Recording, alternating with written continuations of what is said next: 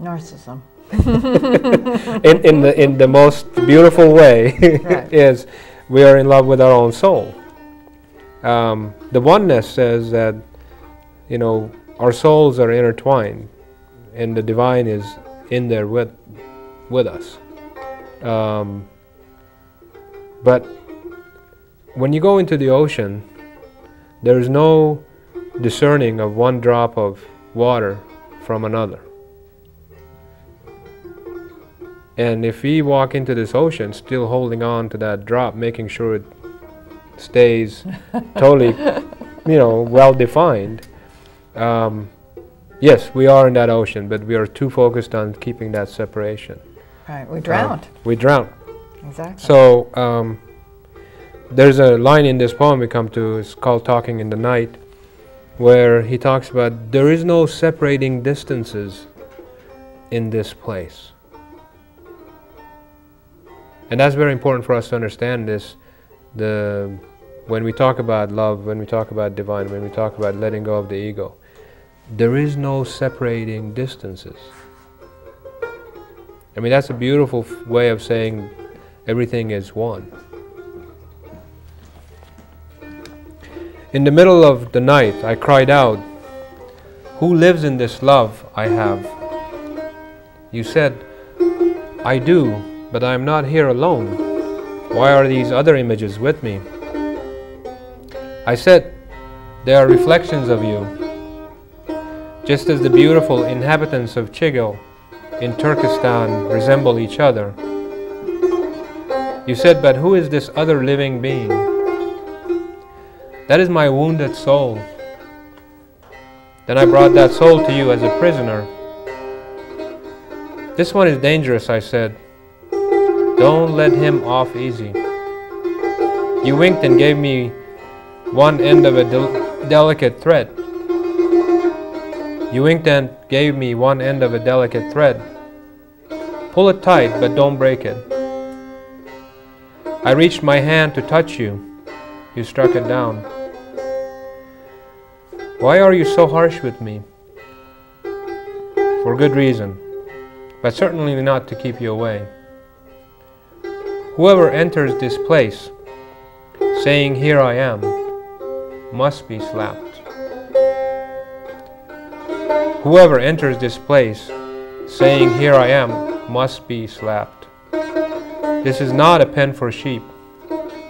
There is no separating distances here.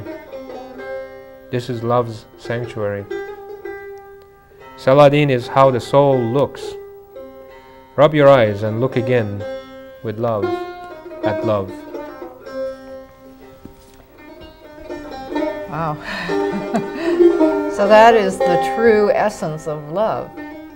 Because if we've experienced love in our life, we are not ourselves, we are one.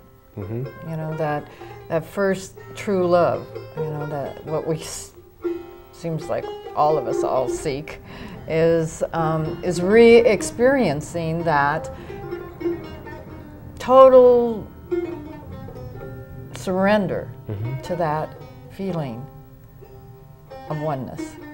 And in our mind, we have, in this lifetime, in my lifetime, kind of focused on relationships being that love. But in essence, what Rumi's saying, and maybe we've all grown up enough now that we've experienced that love does come and go. It's not a 24/7. Unless we see beyond the wall. And if we see beyond the wall, then we actually can feel that true oneness. But to get beyond the wall, we need our inner self. We need to go back to the inner sanctum to find it. Because we've all been seeking. I have been seeking it. You've been seeking. We've all been seeking outside of ourselves. Right. And so isn't this really apropos that 800 years later, just like Christ and Buddha and everyone is saying, it's the awakening. We are here to be awakened. And isn't that what we're all doing in some form. Hopefully. Okay, well, let's just assume we are in this moment. Let's assume we're doing it in this moment. We are, I like to think about it as we have not being doing this before. That 3,000 years ago we were trying to awaken. That 1,000 years ago we were trying to awaken. That Rumi was trying to awaken. And 800 years from now, we're still trying to awaken. We see the world coming to a place where we see so much pain and suffering. Right. Rumi says in one of the first poem of the Masnavi, says if you cannot understand the suffering, then you have no room for joy. That's right. Buddha says the same thing. Life is suffering. Life is suffering. Right. And those that are the Sufis, the dervishes, look longingly for that, because that gives them more meaning, more opportunity to grow. So we can talk about this again. Well, we have one more session to go. One more session about where is it that we think the future, where we think we could go with this. That will be our next topic on our next show.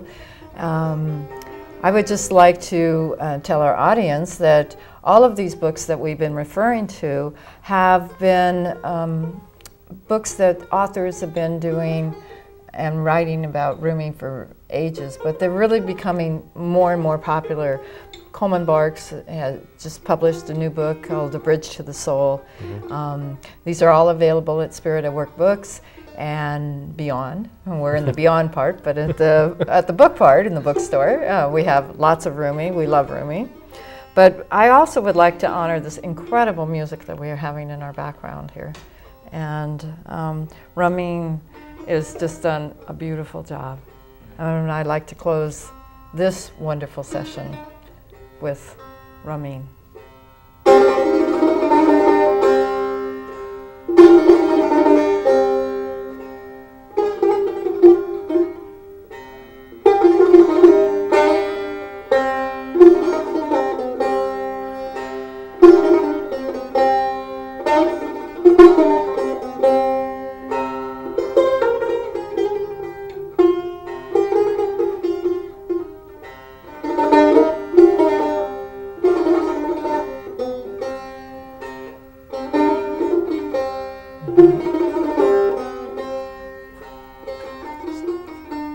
So I invite you all to open the door, the inner door to your soul.